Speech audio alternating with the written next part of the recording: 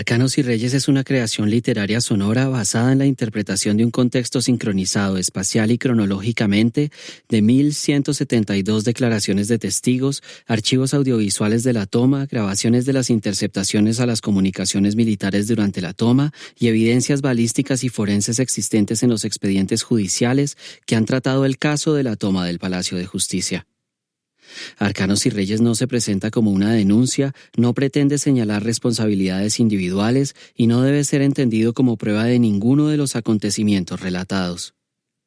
Para conocer las verdades jurídicas sobre estos hechos, los oyentes pueden acudir a las diferentes sentencias judiciales que son públicas y pueden ser encontradas en Internet. Los posibles hallazgos que surgieron de la etapa de investigación fueron entregados previamente a la publicación de la serie a entidades como la Jurisdicción Especial para la Paz, la Comisión de Esclarecimiento de la Verdad, la Unidad de Búsqueda de Personas Dadas por Desaparecidas y la Oficina en Colombia del Alto Comisionado de las Naciones Unidas para los Derechos Humanos. Arcanos y Reyes es una producción independiente y autofinanciada. Ninguna institución pública o privada participó de ninguna manera, aportó medios, recursos o insumos de ningún tipo, directa o indirectamente en la investigación, producción, realización o publicación de la serie. Señores,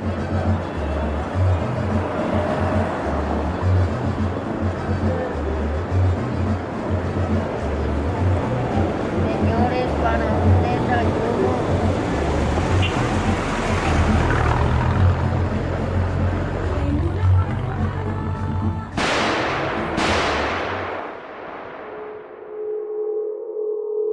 Dos disparos detienen el tiempo en el centro de Bogotá.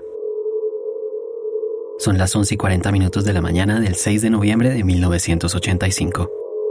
El presidente de la Corte Suprema de Justicia, Alfonso Reyes Echandía, tiene pocas horas para salvar su vida y la de varios cientos de personas atrapadas desde ese mismo instante al interior del Palacio de Justicia. Un grupo de 35 guerrilleros intenta copar el edificio con un famélico arsenal y la necesidad imperiosa de tomar como rehenes a varios funcionarios cercanos al gobierno de turno, que están adentro trabajando en sus despachos. A pocas cuadras, se comienza a coordinar una reacción armada que no se detendrá hasta que el ejército pueda dar por terminada la temeraria acción de guerra. Al medio, queda un centenar de personas condenadas a una muerte lenta y macabra que para algunos se ha prolongado por décadas con la tortura permanente de la desaparición. Cuando la noticia se produce, Caracol se la comunica. ¡Extra! Ofrecemos en Caracol un boletín extraordinario de última hora. Urgente. Acaba de ser tomada la Corte Suprema de Justicia. Atención, la situación es El delicada. Palacio de Justicia informa Álvaro Almanza. Sí, Antonio, momentos dramáticos se viven a esta hora en el Palacio de Justicia, en donde se ha desatado una violenta balacera en lo que parece ser una incursión por parte de un grupo guerrillero. Los insurgentes, al parecer más de 20, penetraron por el parqueadero localizado sobre la carrera octava. Están encerrados periodistas de Caracol en la Corte. Juan Carlos, ¿qué pasa? Sí, es una balacera de vecinos que se presenta dentro de las instalaciones de la Corte Suprema de Justicia en el Palacio de Justicia. A esta hora los insurgentes se enfrentan con los escoltas y con los guardias de una firma privada que permanecían aquí en el Palacio de Justicia. La balacera es bastante cruenta y en este momento no se puede expresar lo que se vive aquí en el Palacio de Justicia. Las próximas 28 horas serán las más oscuras en la historia de Colombia. El resultado: desaparecidos, ejecuciones, torturas, incendios, un edificio destruido y un país en ruinas. La mayor parte de lo sucedido al interior del Palacio de Justicia durante la toma ha estado en el misterio hasta hoy. Yo pienso que los colombianos están saliendo del traumatismo del Palacio. Y en este proceso de paz es como Hace 30 años, el último comandante de la guerrilla del M-19 vaticinó que tendría que pasar mucho tiempo para entender la realidad de esos 2 días de noviembre. Entonces, el Palacio es un episodio central en la vida de los colombianos que tiene que esperar un tiempo para sedimentar y ser comprendido. Yo digo que ese tiempo es ahora.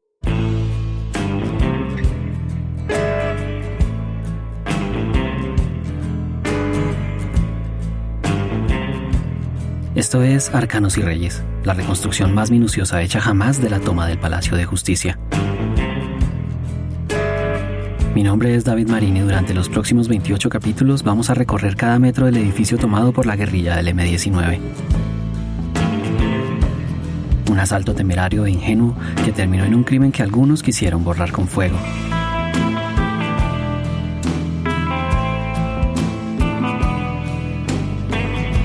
Con ayuda de la tecnología, por primera vez en 35 años se ponen todas las fichas en su lugar y se le permite a los hechos hablar por ellos mismos.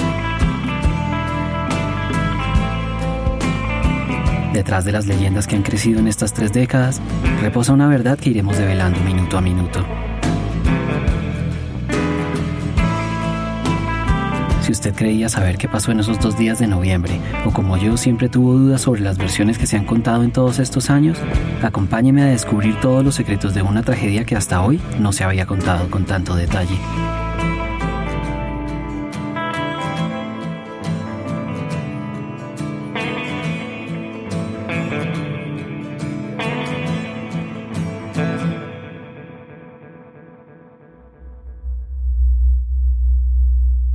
Los cuerpos de inteligencia militar descubrieron un plan subversivo para secuestrar a magistrados integrantes de la Corte Suprema de Justicia. El asalto no era una sorpresa. Semanas atrás, las Fuerzas Armadas le habían informado a la prensa que conocían los planes del grupo subversivo M-19 para tomarse el Palacio de Justicia. La policía reaccionó, disponiendo un destacamento especial de vigilancia compuesto por un oficial, un suboficial y 20 agentes, todos armados con fusiles Galil. Llamado 1120 en el argot policial, no era normal en ese entonces que se le entregara armamento de guerra a un grupo de agentes de policía destinados a vigilar un edificio judicial. Pero la amenaza era creíble y bien conocida también la temeridad de los militantes de esa guerrilla. Para el día de la toma, solo 2 de los agentes del dispositivo de seguridad permanecían en la recepción del edificio. Vestidos ahora de civil, tras el súbito retiro del grupo 1120 el viernes anterior. Eran el último vestigio de vigilancia especial que le quedaba a las más altas cortes del país, amenazadas desde meses atrás por fuerzas muy poderosas enquistadas en sectores legales e ilegales del establecimiento colombiano. El presidente de la Corte Suprema de Justicia, que hacía minutos se disponía a abandonar el palacio, se había devuelto a su oficina para revisar algún tema con su magistrado auxiliar cuando sonaron los primeros 2 disparos. Para Reyes Echandía, que había mostrado en público y en privado su preocupación por las amenazas y el desamparo de los máximos jueces de la República, no hubo ninguna duda. La toma se había consumado y él era el rehén de mayor valor en la baraja. Al menos eso creían Reyes y los asaltantes.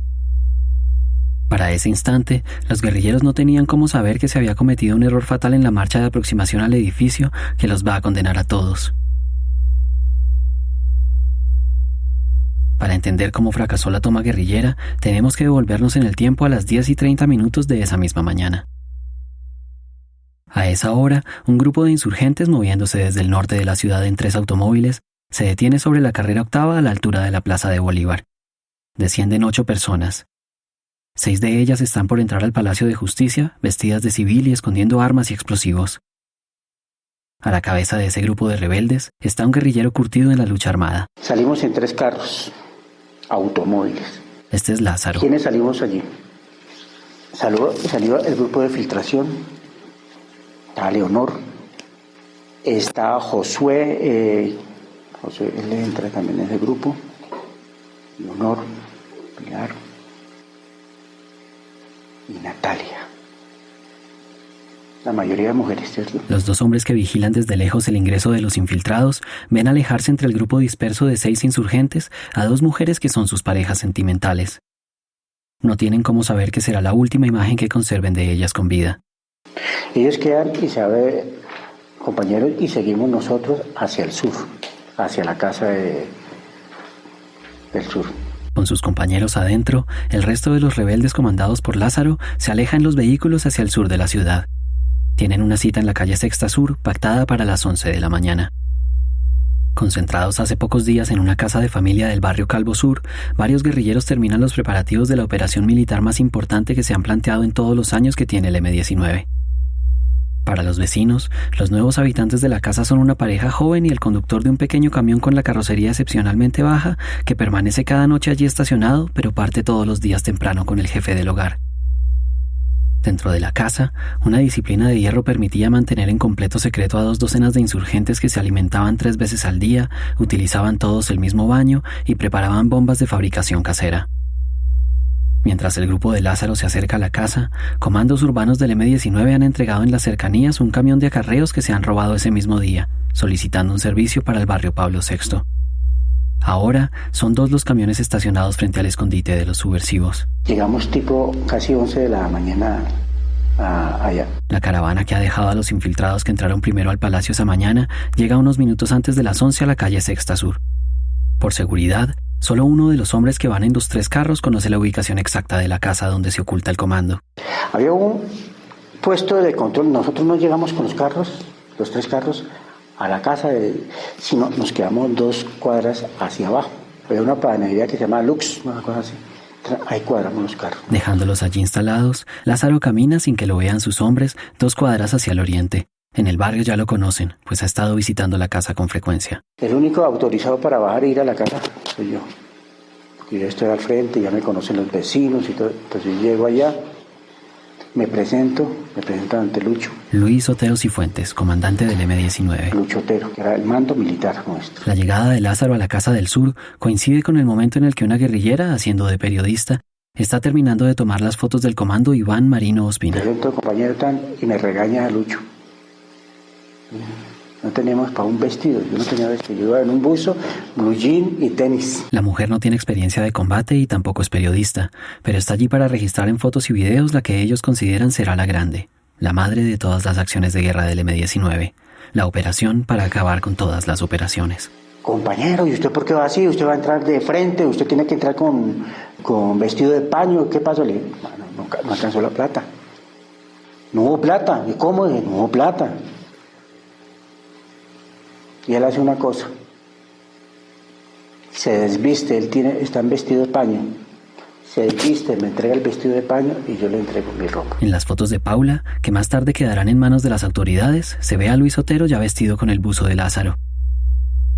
Cuando se alistan para iniciar su marcha hacia el Palacio de Justicia, llegan otros comandos con una camioneta van que se han robado subiéndose como pasajeros de la ruta de colectivo pirata para la que era usada.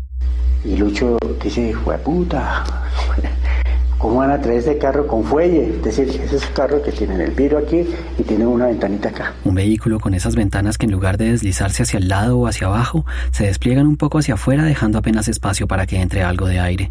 Necesitábamos un carro donde nosotros pudiéramos reaccionar, pero ya no había más, no había tiempo. El problema con la camioneta van y las ventanas de fuelle es que ese carro era considerado el vehículo ligero del asalto. Por eso mismo, la planeación preveía que fuera adelante en la caravana que pretendía entrar al palacio por el sótano. Sin la posibilidad de correr las ventanas, era imposible disparar desde el interior.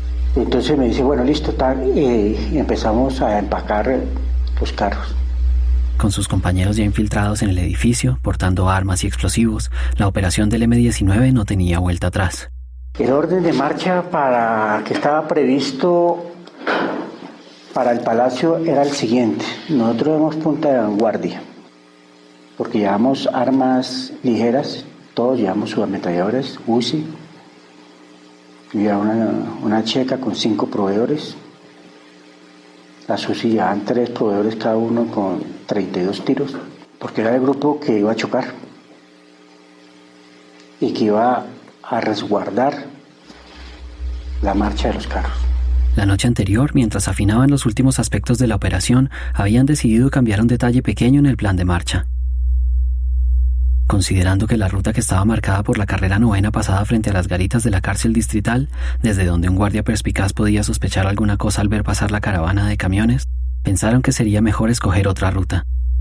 Pasar por la cárcel representaba un riesgo menor, pero era innecesario y por eso decidieron que era mejor seguir derecho hasta la carrera 10ª y por esa vía tomar al norte hacia el corazón político del país.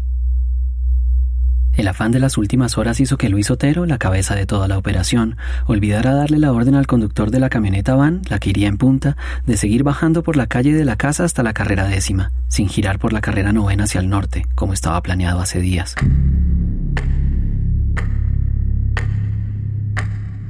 A eso de las 11:15 de esa mañana, una llamada desde el Palacio de Justicia dio inicio a la marcha final del comando hacia su objetivo. Alfonso Yaquín, el hombre al mando del grupo de infiltrados, desde un teléfono prestado les informaba con algo de asombro que la cosa estaba fácil. La guardia de policía que había asegurado el edificio en las semanas anteriores no estaba ese día en Palacio. Otero da la luz verde. Entonces dice Lucho, me da la orden, listo, Lázaro, vámonos, prenden motores. Salgo yo corriendo, Los muchachos están tomando su gaseosa, un roscón, bueno, para el carro. Queda el mundo del carro, prendemos, listo. El grupo de Lázaro, metido entre los carros, espera ver que la caravana de camiones se acerca por la calle para ponerse en marcha. Digo el conductor que está ahí, bueno, listo, hermano, apenas vea que viene el camión, entonces cuadramos el carro así, que venga aquí en esta cuadra, fuimos hacia adelante. Listo. El conductor de la van, siguiendo al pie de la letra el plan original, giró a la derecha en la carrera 9ª, iniciando el recorrido hacia el norte que los hará pasar frente a la cárcel distrital. Paso 3 minutos, nada. 5 minutos, nada. Me bajo, volteo a ver, no veo los camiones, no veo los carros. Encerrado bajo la carpa de uno de los camiones de estaca, Otero nunca pudo corregir el rumbo de la caravana, si es que en algún momento se dio cuenta del error. Entonces me voy nuevamente, para la casa. Entro, no hay nadie. Le habían dejado la puerta abierta del garaje, salieron y no cerraron la puerta. Cierro la puerta, salgo corriendo nuevamente hacia abajo y le digo, hermano, se fueron. Le digo, ¿cómo se va a ir? Lucho no lo va a dejar a usted, no, que ustedes tienen que entrar primero. Que no, hermano, se fueron. Que no, que mire bien. No, ya mire bien, ya cerré la puerta, dejaron abierta, hermano, se fueron por donde no tenían que irse. Es imposible saber qué pasó por la cabeza de los guerrilleros que iban conduciendo los camiones. Para cuando tomaron la carrera 10ª, 5 cuadras más adelante, tienen que haber sospechado que algo andaba mal. No estaban con ellos los vehículos livianos de Lázaro. Para cada uno de los miembros del comando, era clara la importancia de los hombres de ese grupo. Todos sabían que eran los encargados de romper la normalidad, el término guerrillero para el momento de dar los primeros disparos. Curtidos en la lucha urbana y de montaña, los hombres de Lázaro tenían también la misión de proteger al grueso de los insurgentes, llegado el caso en que fueran descubiertos mientras avanzaban hacia su objetivo. Yo me dice, ¿qué hago? Le digo, hágale, maestro, nos fuimos para el palacio. El destino empieza a jugar en contra de la voluntad y los planes del M-19. Retrasados unos 10 minutos, los hombres de Lázaro, los del grupo de choque, se lanzan en persecución de los 2 camiones y la van. Confían en que los van a alcanzar en sus automóviles livianos, con los que es más fácil escabullirse entre el tráfico demencial de la carrera 10ª. Cogimos toda la 10ª, subimos por la 6ª para coger la 9ª. Mientras Lázaro avanza desesperado por la calle 6ª, muy cerca del Palacio Presidencial, los 3 carros que llevan al grueso de los guerrilleros giran en la calle 12 buscando el oriente. La camioneta van encabeza la caravana. Detrás viene el camión que han usado durante semanas para acopiar armas, explosivos, alimentos, cobijas, municiones.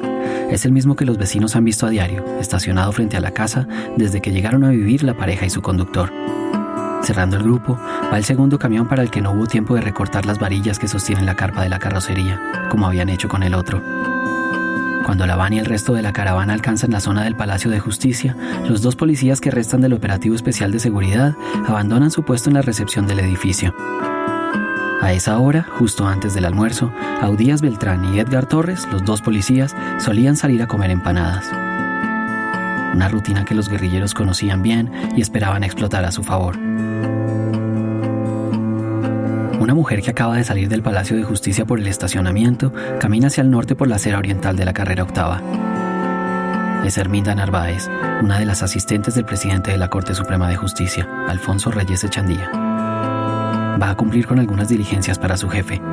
Cuando está llegando a la calle 12, ve pasar los 3 camiones avanzando hacia el sur. Nada en esa caravana mortal le llama la atención. Los 3 camiones aceleran por la 8ª, buscando la entrada al estacionamiento del Palacio de Justicia, que quedaba a mitad de cuadra en el mismo lugar donde está hoy. La van es la primera que se enfila al interior del sótano del palacio. Los testigos la ven entrar despacio con un único ocupante y varios bultos cubiertos con lonas dispuestos en el interior. Uno de los celadores del estacionamiento de la corte sale de su garita para pedirle los documentos al conductor de la camioneta que se acerca. Detrás de lo que para él parece un colectivo de servicio público, viene un camión de acarreos. El celador se extraña, pero no alcanza a preocuparse cuando de repente la van se estrella contra la talanquera metálica lanzándola lejos. La van avanza hacia el interior del edificio a máxima velocidad. Detrás entra el camión con la carpa recortada. Los 2 disparos que alcanza a hacer el celador atraviesan la lona, permitiendo el ingreso de 2 débiles chorros de luz dentro de la carrocería, donde vienen varios guerrilleros agazapados. Al mismo tiempo que entran los 2 camiones, avanza corriendo un tercer grupo de hombres. Están uniformados y llevan armas largas.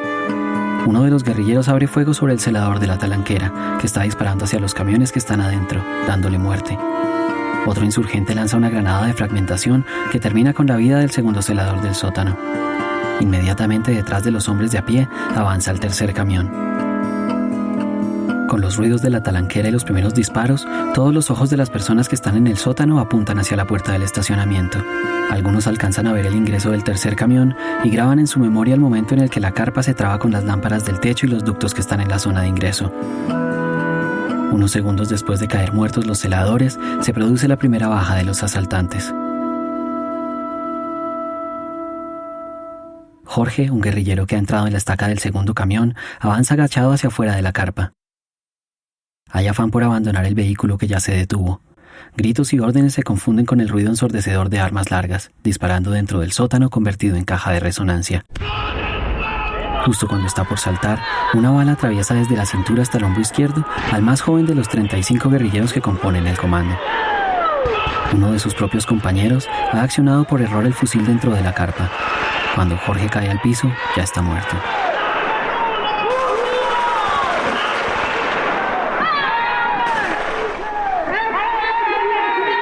Cuando vemos a la altura de la novena con la que sale, eso es 11 o 12, nosotros escuchamos los tiros.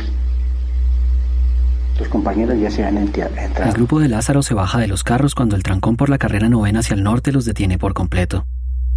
Ya a pie, escuchan los disparos. Saben que sus compañeros están combatiendo dentro del edificio. Pretenden llegar corriendo hasta el Palacio de Justicia para incorporarse a la operación. Van con las ametralladoras en la mano. Son las armas con las que habrían dado de baja a Edgar y a Udías, los dos policías de la recepción, si todo hubiera salido como estaba en el plan. Entre el antojo por las empanadas y el descuido de Luis Otero, a ellos dos no les tocaba morir esa mañana. Avanzamos una cuadra más y me dicen, ¿qué hacemos? Bajémonos y nos vamos a meter como sea, maestro. Cuando el grupo de subversivos al mando de Lázaro sube hacia el oriente por la calle 11, la que sale frente a la fachada principal del palacio, una multitud está agolpándose a la mitad de la cuadra. Aliviados, los curiosos suponen que quienes se afanan por llegar al edificio son agentes del DAS que acuden a repeler el ataque. Varios se acercan para informarles que la guerrilla se ha tomado la sede de las Altas Cortes. Sacamos las ametralladoras, se había roto la normalidad y sacamos nosotros las armas, y en ese trayecto de la novena a la octava, la gente nos confunde y dice, uy, esto es del DAS, miren, que se metieron unos ladrones allá al palacio, que miren, que que vaya, hagan algo, que ustedes son de la ley. Y sí, vamos, ya vamos para allá. Los guerrilleros llegan hasta la esquina norte de la Alcaldía Mayor de Bogotá. Desde allí, creen ver la puerta del palacio ya cerrada. Discuten entre ellos. Tratan de decidir si deben arriesgarse a entrar al edificio o abandonar antes de ser descubiertos.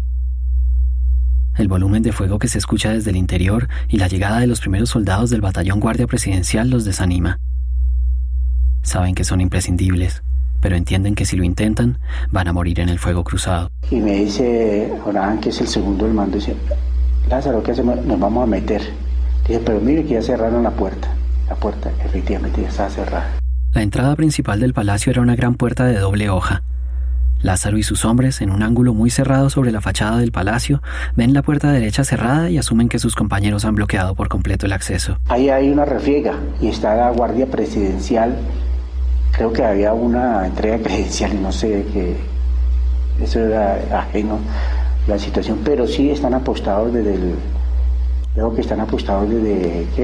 está el Bolívar, apuntando hacia él. Desde la mitad de la plaza, parapetados en el pedestal de la escultura del Libertador, los soldados ven claramente que la mitad izquierda de la gran puerta de bronce está entreabierta. Los del grupo de Lázaro evalúan sus opciones en la esquina norte de la Alcaldía de Bogotá.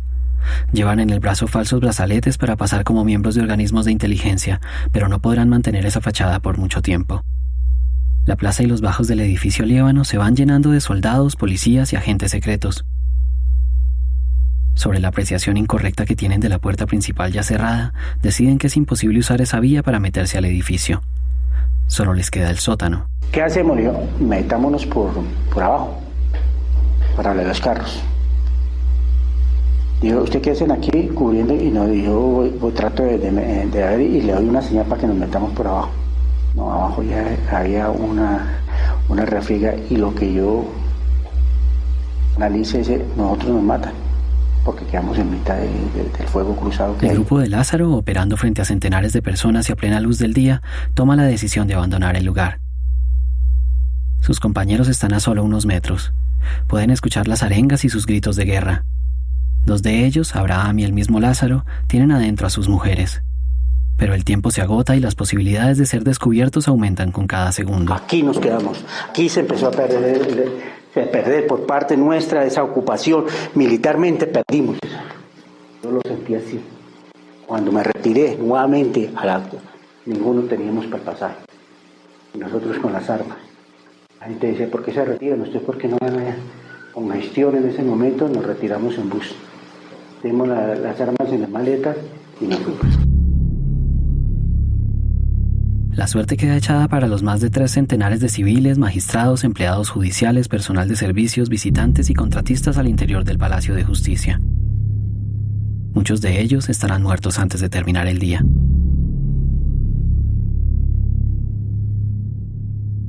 Los detalles de lo que esperaban hacer los guerrilleros al momento del asalto quedaron consignados en un manuscrito que terminó en manos de las autoridades. Idea general de la maniobra. Elementos. Primero, desplegar y dislocar unidades consolidadas con alta capacidad ofensiva, con la más elevada decisión de aniquilamiento en el Esos papeles permiten entender los primeros movimientos de los rebeldes dentro del palacio.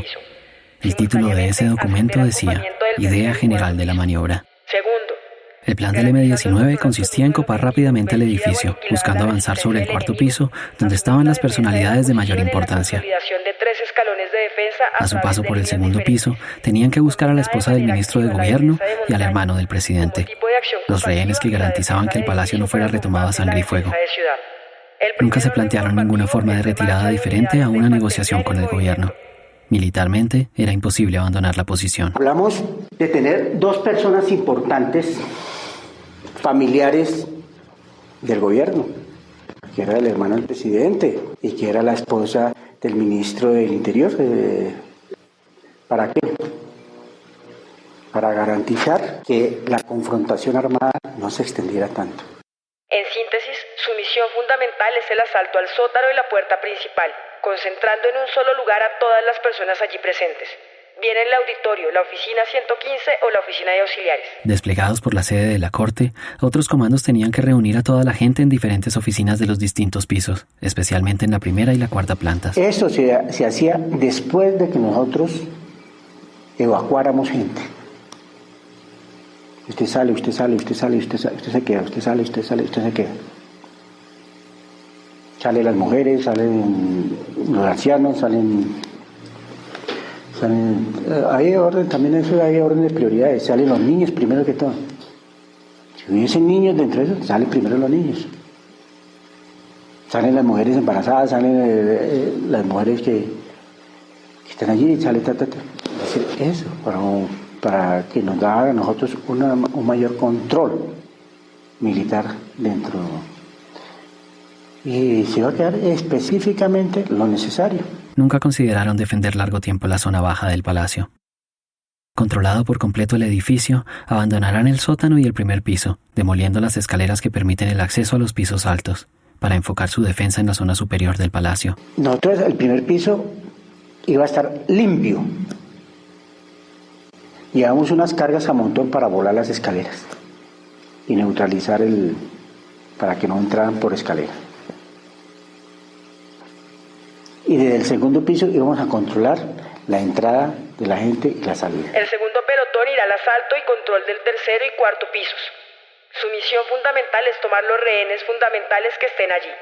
Para ello aniquilará las fuerzas enemigas y concentrará los primeros y segundos en las respectivas salas de sesión. Desde allí, la majestad de los rehenes tendría que servir de escudo contra cualquier reacción armada por parte de las fuerzas oficiales. Segundo, garantizando el control absoluto del objetivo, vencida o aniquilada la resistencia del enemigo, asumir la defensa de la posición en la consolidación de 3 escalones de defensa a través de líneas diferentes, combinada de manera activa la defensa de montaña como tipo de acción combativa y la defensa de edificio para el combate en la defensa de ciudad. 2 aspectos fundamentales de ese plan se incumplen cuando el grupo de Lázaro se queda por fuera del edificio. Como nadie entra por la puerta principal, no hay quien bloquee ese acceso. La rápida reacción de la fuerza pública, copando la plaza de Bolívar, hace imposible que otros guerrilleros intenten cerrar la puerta, pues están en la línea de fuego de los soldados. Las bombas artesanales con las que pretendían minar la entrada para detener a los tanques tampoco se instalan. La otra misión que estaba encomendada a los hombres de Lázaro para los primeros instantes de la toma era la retención de Clara Forero de Castro, esposa del poderoso ministro de Gobierno, y de Jaime Betancourt, hermano del presidente de la República, Belisario Betancourt, ubicados ambos en el segundo piso. Entonces, lo que yo deduzco, que esa deducción nuestra dentro del análisis, es que en medio del agite, de la tensión, a Lucho se le olvidó bajarle la orden al conductor para que bajara hasta la 10ª y nos dejara. Porque yo sí estoy seguro, nosotros hubiéramos entrado, la situación hubiera sido otra.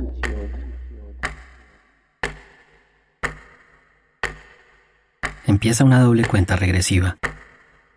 Los guerrilleros esperan forzar una negociación en menos de 72 horas. Los militares esperan desalojar a los insurgentes, vivos o preferiblemente muertos, en menos de 10. Los asaltantes mantienen la iniciativa a pesar de la ausencia de Lázaro y sus hombres. Sin embargo, para los 35 guerrilleros que han logrado entrar al edificio, una realidad comienza a presentarse como fatal.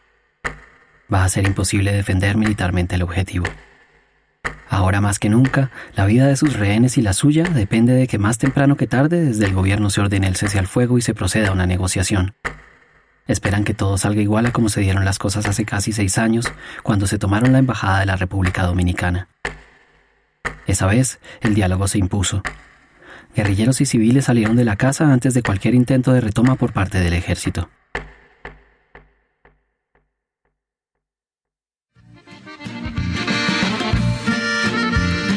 En Pacho, Dinamarca, territorio muy querido.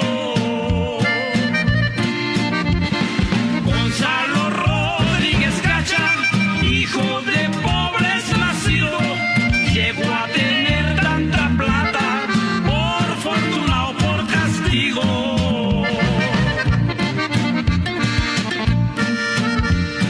Las condiciones políticas de Colombia habían cambiado radicalmente desde la toma de la Embajada de la República Dominicana en 1980. El poder oscuro y criminal de un grupo de gamonales enceguecidos por las fortunas sin fondo del narcotráfico había convencido a importantes sectores del establecimiento colombiano de que la solución definitiva al problema de la subversión, y de paso la vía expresa para terminar la contrarreforma agraria que se había iniciado en 1973, era el exterminio de un espectro de la población que empezaba por los guerrilleros, pasaba por las oposiciones políticas más distantes de los poderes hegemónicos y terminaba con los colonos campesinos pobres de regiones estratégicas. Por el maldito dinero, él se llenó de enemigos. Se ensayaba el experimento paramilitar, como un desarrollo perverso del Plan Cóndor que se estaba cayendo a pedazos en el Cono Sur. Ya quiero ser de todo el mundo amigo, sé que tengo 1000 defectos, de Dios vendrá mi castigo. La presidencia de Belisario Betancourt, que empezó con promesas de paz y un sarampión de palomas blancas pintadas en calles y paredes de ciudades y pueblos de la República, navegaba por las aguas turbias de la desobediencia. El partido militar jugaba a 2 bandas, apoyado por un establecimiento completamente opuesto a permitirle a las guerrillas convencer al gobierno de abrir nuevos espacios políticos, negados sistemáticamente desde el nacimiento mismo del país de la Nueva Granada. Con la lírica de siempre, Belisario se dedicó a proponer una conversación descafeinada sobre la paz. Decía que el camino de la paz es arduo, pero amplio. Así hablaba Belisario. Cuando se firmó el primer acuerdo de paz y lo aprobó el presidente de la República, cierto pesimismo parecía superar el sigilo y la prudencia razonable con que se adelantó y culminó el proceso. A riesgo de connotaciones equívocas, lo que hemos querido hacer es nacionalizar la paz, despojarla de toda referencia de grupo o de sector, no para hacerla a espalda de sectores y de grupos, sino para entronizarla como el gran bien nacional. el bien por excelencia que anhelamos todos los colombianos, discrepantes en muchos aspectos de la realidad de nuestra patria, pero sin duda alguna coincidentes en el deseo vehemente de que Colombia se reencuentre consigo misma en la recuperación de la paz. Desde agosto de 1984, mientras el Ejecutivo negociaba con las guerrillas firmando pactos de no agresión, el ejército regular en abierta insubordinación asaltaba por filos y quebradas a los subversivos en tregua. Asesinos en moto, en la infancia de lo que después sería la dolorosa etapa de los sicarios al servicio de la ultraderecha, se encargaban del resto en calles y avenidas. Empecinado en hacer la revolución por la vía del diálogo, el M-19 siguió adelante con las negociaciones a pesar del asesinato de sus dirigentes. La única garantía nuestra, Álvaro Fayad, comandante del M-19 durante la toma, es que el país es testigo de nuestra vocación de paz. La única garantía demostrada con el asesinato de Carlos Toledo, de tantos amnistiados muertos, de la misma historia de nuestro país, como el asesinato de Guadalupe Salcedo, el guerrillero liberal, también amnistiado. La única garantía nuestra es nuestra disposición a dar la vida por nuestras ideas, por este proceso de paz que pensamos que debe impulsarse. La garantía frente al pueblo. Ahora, la diferencia con Guadalupe Salcedo es que esta vez la guerrilla no está rendida. El movimiento armado no está derrotado.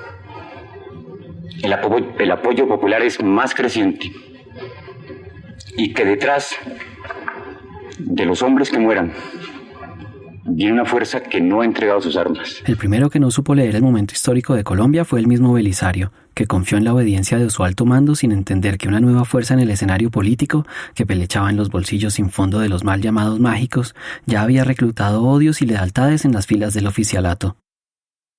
La miopía del M-19 encontró terreno fértil en la megalomanía de un aspirante a poeta intelectual convertido en presidente por obra y gracia de una nueva división de los liberales. Ambos, presidente y guerrilleros, se entregaron a fondo en un diálogo de tontos que los verdaderos poderes jamás dejarían llegar a buen puerto. Pensamos que hasta ahí el esfuerzo de Belisario le es útil a Colombia. Carlos Pizarro León momento Gómez. donde el país está al borde de una guerra civil. Pero pensamos también que Belisario tiene por delante un desafío muy grande, y es ser consecuente y ser capaz de llevar este proceso hasta el final, sin ceder a las presiones de los sectores más militaristas de la sociedad colombiana, sin ceder a los sectores más oligarquizantes de la sociedad colombiana. Es decir, un proceso en donde necesariamente tiene que convocarse al pueblo a participar en esas soluciones. Pensamos que ese es el desafío fundamental para Belisario. Esta bandera de la paz no puede ser simplemente una bandera de tipo político y un mecanismo para aguantar la crisis. Tiene que ser un mecanismo mucho más profundo de solución de esa crisis, con el pueblo y con la democracia. De que Belisario sea capaz de acompañar al pueblo y de permitir la presencia del pueblo en ese proceso de diálogo nacional, en gran parte estará las posibilidades de paz en Colombia. Respaldado por la dignidad de su puesto, Betancourt tenía la posibilidad, si las negociaciones se iban al carajo, de echarle el agua sucia a las guerrillas en nombre de la siempre manoseada defensa de los supremos intereses del Estado. Los subversivos, en cambio, tenían que resistir los ataques a la tapada que les hacían las fuerzas regulares, que estaban bajo órdenes ejecutivas de no agredir al enemigo doméstico. Con la desventaja de una opinión pública ingenua, fiel creyente en las leyendas sangrientas difundidas desde antaño por la propaganda estatal y reproducidas sin cansancio por la prensa nacional.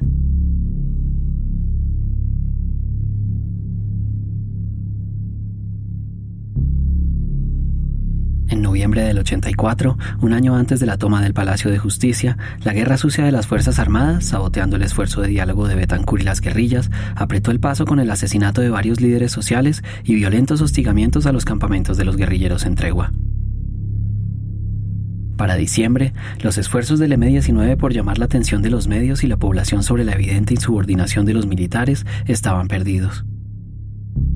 Grupos irregulares posando como subversivos rebeldes, pero trabajando al servicio de quienes se oponían al proceso de paz, armados con arsenales con los que no contaba ni el mismo ejército, habían atacado poblaciones e intereses de empresarios privados en el norte del Cauca, abonando el terreno para obligar al gobierno a declarar el fin del cese al fuego. En medio de ese ambiente explosivo, Betancur viajó a México buscando dialogar directamente con los guerrilleros. El premio Nobel García Márquez hizo de mediador para varias reuniones que no dieron frutos diferentes a la demagogia acostumbrada de bando y bando. Al mismo tiempo, en las montañas del Cauca, el ejército cerraba un cerco multitudinario de fuerzas especiales, infantería, artillería y fuerzas aerotransportadas. Era el anuncio de una Navidad sangrienta. El ministro de Defensa, general Vega Uribe, ni bien su jefe tomó vuelo hacia México, dio las órdenes de ataque. El engaño a la tregua que venían haciendo las fuerzas del Estado terminaba en una acción ofensiva secreta que denominaron Operación Garfio, con la que esperaban aniquilar la fuerza militar del M-19. En la prensa decían que los insurgentes tenían secuestrados en sus cambuches montañeros. El establecimiento pedía mano dura.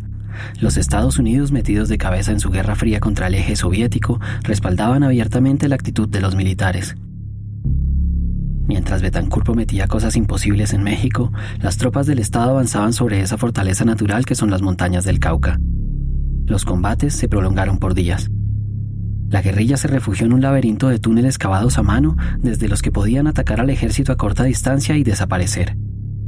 Bombardeos, ametrallamientos y miles de efectivos desplegados en un cerco supuestamente impenetrable no pudieron lograr el objetivo de recibir a Betancur de su viaje a México con la noticia de que no había necesidad de negociar con un grupo armado que ya estaba aniquilado. El M-19 salió de ese atolladero convencido de ser invencible militarmente. Un audio casi inservible de esa época muestra a Fayad seguro de tener la mano ganadora. Es imposible una derrota militar del M-19. Ahí está Yarumales, ahí están los combates del norte del valle. Es imposible, pero hoy podemos caer, hoy podemos morir algunos de nosotros, pero de la dirección y el cuerpo de ejército del M-19. Y el sentimiento popular de apoyo al M-19 ya no lo destruye nadie, absolutamente nadie. Al contrario, hoy están cada día más cercanos los tiempos de derrota militar y política para la oligarquía. Unos y otros no podían estar más equivocados. El asalto a Yarumales, como se llamó por esos días al intento del brazo guerrerista del Estado por aplastar los diálogos de paz, no fue el combate triunfal que esperaban unos. Pero haber conseguido derrotar al ejército, a pesar de su notoria inferioridad bélica, tampoco fue la máxima prueba de fuego del M-19. Las palabras de Iván Marino en México no incidieron para nada en los Yarumales. Cuando Belicero Betancur viajó a México, ya estaba la orden dada. De nuevo, Álvaro Fayad. Para operación de exterminio del ejército colombiano sobre Yarumales. Acuérdese que yo me reuní directamente con el ministro de Gobierno y estaba la orden de aniquilamiento. El objetivo allí era que teníamos que bajar de Yarumales, uno por uno entregando las armas. Ese es el objetivo de lo alto mando y del ministro de Gobierno, Jaime Castro. Es el ministro de la guerra, el ministro de Gobierno, Jaime Castro. Olvídese, no hay ese tipo de confusiones. No había nada más que hacer por la paz y lo que estamos haciendo. No había que nada más hacer por una tregua ya inexistente. Oiga, es que nunca empezó la paz. Se estaban apenas sentando los dos pilares fundamentales, que era tregua y diálogo nacional, pilares para que surgiera la paz. No dejaron ni siquiera consolidar los dos pilares. Aquí nunca empezó la paz. Cuando haya un hospital abierto en Colombia nuevo, yo digo, comenzó la paz. Con la tregua en añicos, la guerra tomó su ritmo habitual en 1985. La guerrilla siguió hostigando puestos militares y de policía, reclutando campesinos en los territorios abandonados por el Estado, que eran y siguen siendo la mayoría, y financiando su operación con asaltos bancarios, secuestros y robos a narcotraficantes incautos. Fue en uno de esos golpes a los traficantes de cocaína que el M-19 se encontró con parte de las armas que después se usarían dentro del Palacio de Justicia. En esa ocasión, los guerrilleros le tendieron una trampa a un grupo de delincuentes, entre los que había oficiales de la Guardia Nacional venezolana. Narcos colombianos esperaban comprarle varios fusiles calibre .556 a los militares vecinos. La transacción se llevaría a cabo en una pista clandestina perdida en el sur de La Guajira. Al final, los rebeldes se fueron con las armas y el efectivo.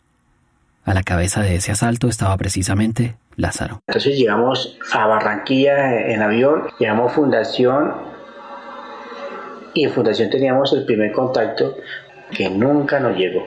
Y ahí nosotros quedamos a la deriva, sin plata, sin armas, sin recursos. Y ahí mismo llegaba, ¿cómo se llama? El hombre del Cantón Norte, Arteaga.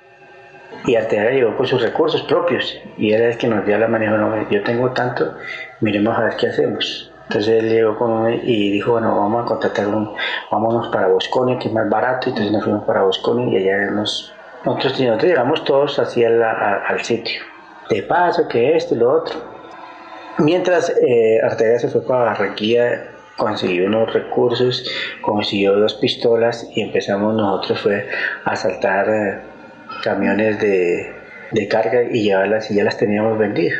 Por ejemplo, una carga de llantas nos daban 5 millones de pesos en ese entonces, era una camionada de carga. La teníamos nosotros vendida la carga y llamaba, bueno, le vendemos una carga tal, ¿a cuánto? Te dice, bueno, en 3 horas se la ponemos allá. Se lo llevan para allá y nos entregan nuestro maletín con nuestra tula, con nuestro tata. Ah, bueno, listo, váyase. Entonces ahí sostuvimos un poco el grupo. Mira, una cosa importante para la historia es nosotros cómo conseguimos las armas. Ya conseguimos fusilería. Resulta que nosotros, como andamos por todo Valledupar, recibimos una información que iba a haber un contrato de un capitán venezolano con unos narcos de la costa. Iba a una contratación van a comprar haciendo unas armas, ¿no? Nosotros con las pistolitas que íbamos nos fuimos y nos fuimos para allá. Y ya sabíamos más o menos el sitio donde se iba a hacer la negociación, porque un colaborador nuestro llamado El Guajiro, que después nos vendió, nos dio la información militar. Nosotros dimos un billete por esa información. Entonces llegamos ya teníamos 2 pistolas y otra arma corta y una subametralladora. Y llegamos y había una negociación después de cruzar la frontera, había no me acuerdo cómo se llama. Llegamos y preciso. Entonces estuvimos ahí acampando como 2 días y al tercer día era la negociación y preciso. Llegó un jeep y llegó el narco con el billete. Entonces nosotros nos fuimos bajito por atrás y los rodeamos entre 4 y les caímos. Entonces recuperamos ahí como unos 8 fusiles, M16, FAL, retráctil, y nos llevamos el billete. Nos llevamos todo. Cogemos los carros y los dejamos ahí y le dimos ahí con una cantimplora con agua para que no se murieran de sed. Y nos fuimos. Esos fusiles son los que íntegramente todos, van al Palacio de Justicia. Hay unos FAL, unos M16, está una subametralladora o una escopeta. Sí, creo que nada de decir que eso nos lo dio el narcotráfico. En cierto modo sí nos lo dio, pero fue que nosotros se los quitamos. En eso estábamos cuando empezaron a llamarnos. Pero no, que nosotros tenemos una unidad en la costa que fue por una misión y se quedaron. Y está la gente que tuvo la experiencia de Yarumales. Ya se planteaba que el operativo de Palacio de Justicia se hiciera más o menos con los mismos cánones y la misma concepción militar que se hizo Yarumales. Mientras tanto, agentes de inteligencia actuando como sicarios atentaban contra dirigentes guerrilleros en misiones de diálogo. El más famoso de ellos, Antonio Navarro. Pues pasaron un jeep, se bajó un muchacho, atravesó la caja del restaurante y salió otro pues con un revólver casi que cubriéndolo. Pues nos tiró una granada como quien tira un boliche, ¿verdad? Pues básicamente dirigido al cuerpo, pues al físico pues del compañero Antonio Navarro Wolf. Antonio Navarro sigue grave. En la intervención de ayer le fueron amputados el 4 y 5 dedo del pie herido y todavía no ha sido intervenido de su lesión en la carótida. Carlos Alonso Lucio fue operado de sus heridas en el hígado y pulmones y presenta mejoría. A las 2:30 de la tarde de hoy, entre 15 y 20 miembros del M-19 se tomaron aparentemente desarmados las instalaciones de la Facultad de Medicina de la Universidad del Valle, situadas detrás del hospital donde se encuentra internado Antonio Navarro Wolf. El sitio fue inmediatamente rodeado por el Ejército y la Policía Militar. Los militantes del M-19 pedían la presencia de la Comisión de Paz y el traslado por la Cruz Roja de Antonio Navarro y los demás miembros de esa organización hospitalizados a un sitio donde su seguridad fuera garantizada. Media hora después fueron desalojados. Meses más tarde, en agosto de 1985, el ejército daría de baja al máximo dirigente del M-19, en un despliegue de tropas que coparon por varias horas las lomas del oeste de Cali. Después de eso, vendría la declaratoria de guerra abierta lanzada por el nuevo comandante de esa guerrilla, Álvaro Fayad. Aunque por supuesto no lo anunciaba, ya en septiembre los guerrilleros estaban bien avanzados en los preparativos para la toma del Palacio de Justicia. tanto que ya habían escogido el nombre que llevaría el comando: Iván Marino Ospina, en honor a su jefe caído. En la capital del Valle mataron un dirigente.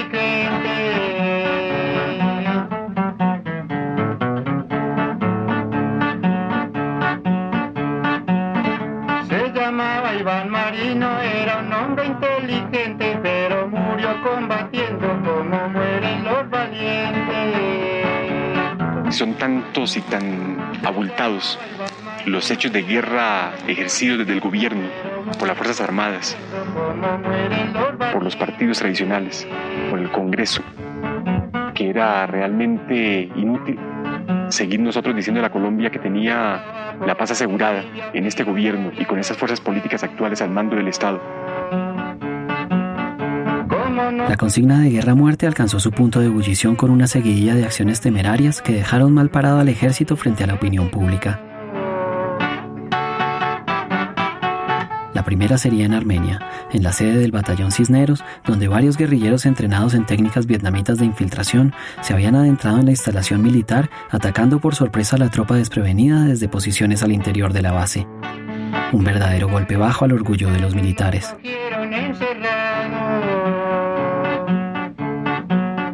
Eran más de 2.000 hombres entre policía y soldados, lo acribillaron a tiros, malditos uniformados. Eran más de 2.000 hombres entre policía y soldados, lo acribillaron a tiros, malditos uniformados. Pero la verdadera antesala del asalto a la corte sería la afrenta suprema. La mañana del 23 de octubre, mientras se trasladaba por el norte de Bogotá a bordo de su escueta caravana de seguridad, el comandante del ejército, el general Rafael Zamudio Molina, cayó en una emboscada casi infantil, estando apenas a metros de la escuela de cadetes.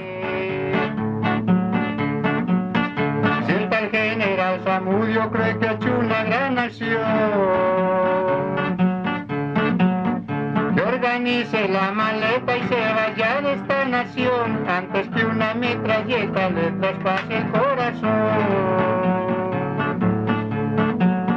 Que organice la maleta y se vaya de esta nación antes que una metralleta le traspase el corazón. Siguió un careo mediático entre ambas fuerzas con mensajes cargados de amenazas. El M-19 decía estar vengando las muertes de varios de sus compañeros, mientras el ejército dejaba entrever que conocía los planes próximos de los guerrilleros. Los subversivos, a su vez, sentenciaban al ministro de Defensa, Vega Uribe, y al comandante de la policía, general Delgado Mayarino, a una derrota rotunda. Justamente esos generales, Zamudio, Vega Uribe y Delgado Mayarino, quedarán apenas días después al mando de la operación de retoma. Yo no sé si les sirva o si ya esa noticia ya la hayan transmitido, pero por casualidad tal vez el comandante del ejército, el general Zamudio, se salvó, porque él salió unos momentos antes, salió de la Secretaría de la Sección Tercera. ¿Cómo? La suerte del general Zamudio Molina lo puso en el mismo lugar y a la misma hora que sus más odiados enemigos por segunda vez en menos de un mes. Mientras se notificaba de una decisión de las Cortes condenando al ejército por casos de tortura, a la Secretaría de la Sección Tercera llegó también el jefe del grupo de guerrilleros infiltrados ese día como visitantes ocasionales del Palacio de Justicia. Todavía convaleciente por las heridas que había recibido en el atentado del 23 de octubre, el comandante del ejército tuvo que haber cruzado la mirada con el guerrillero costeño. Vestido ese día con un traje de 2 piezas que se había robado de la casa de una de sus amantes, Alfonso Yaquín se sintió seguro de no haber despertado las sospechas del general o su ahora ya nutrida escolta. Fue justo cuando Zamudio Molina y el contingente de su escolta abandonó el edificio por la puerta principal que Yaquín pidió el teléfono prestado para anunciarle al resto del grupo de asalto que el edificio estaba a merced de su plan de toma. La elección de esperar al grueso del comando insurgente en la oficina 113, donde quedaba la secretaría de la sección tercera del Consejo de Estado, no era azarosa. Ubicada justo a mano izquierda, entrando por la puerta principal del Palacio de Justicia, permitía inmediato contacto con los hombres de Lázaro, que serían los primeros en disparar contra la recepción. Además, esa posición permitía controlar todo el flanco sur del primer piso, 2 escaleras de acceso a los pisos superiores, un juego de ascensores y la plazoleta central, con la posibilidad además de refugiarse al interior de un recinto completamente cubierto en piedra. Mientras esperaba la llegada de sus compañeros en la sección tercera, Jackin estaba escoltado por uno de los insurgentes del robo a los narcos en La Guajira. Paseándose por el pasillo sur, Roque estaba encargado de la seguridad de su jefe y de 2 guerrilleras que permanecían en la cafetería del edificio en el extremo occidental del pasillo. Cada cierto tiempo, Roque conversaba desde la puerta con Jackin. Los testigos los recuerdan hablando trivialidades mientras el jefe de los infiltrados esperaba las fotocopias de un expediente.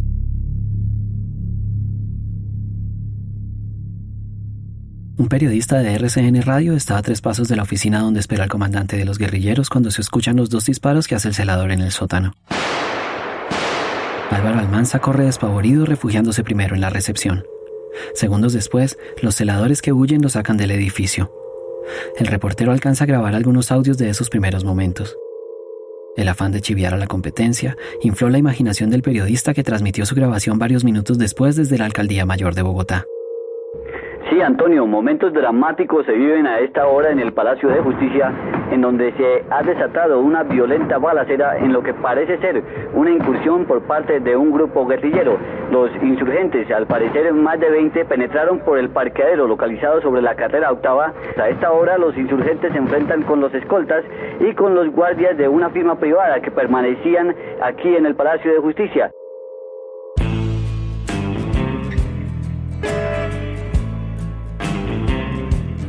¿Por dónde entraron los 29 guerrilleros que llegaron en los camiones y cómo les fue tratando de seguir su plan para la toma del Palacio de Justicia? Tras conseguir la entrada principal, penetraron por las escaleras, apostándose en cada uno de los pisos. Resulta que no fue tan rápido como el reportero se imaginó desde su escondite en la Plaza de Bolívar.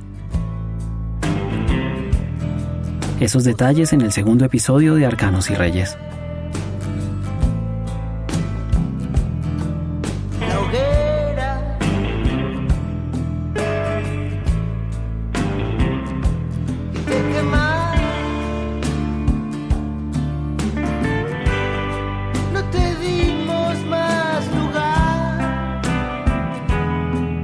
Arcanos y Reyes es una producción de Fotometría Media.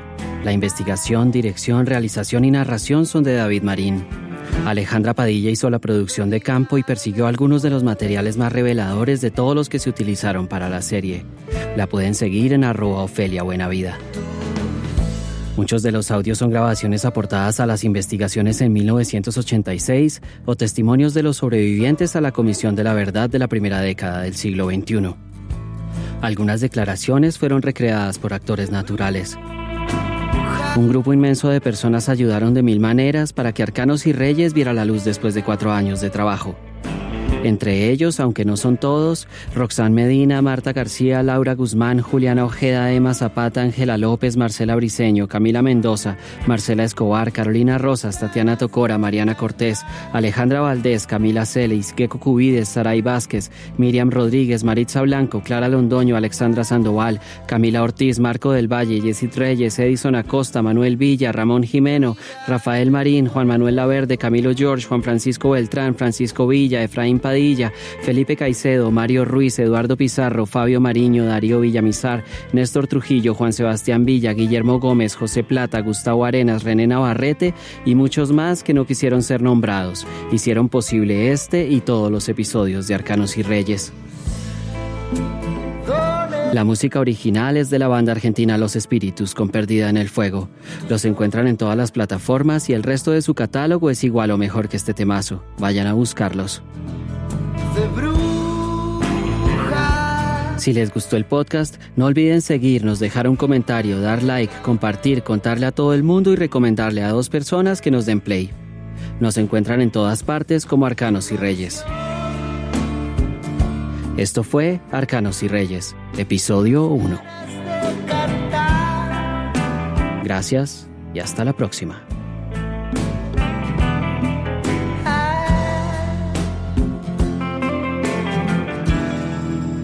Perdida en el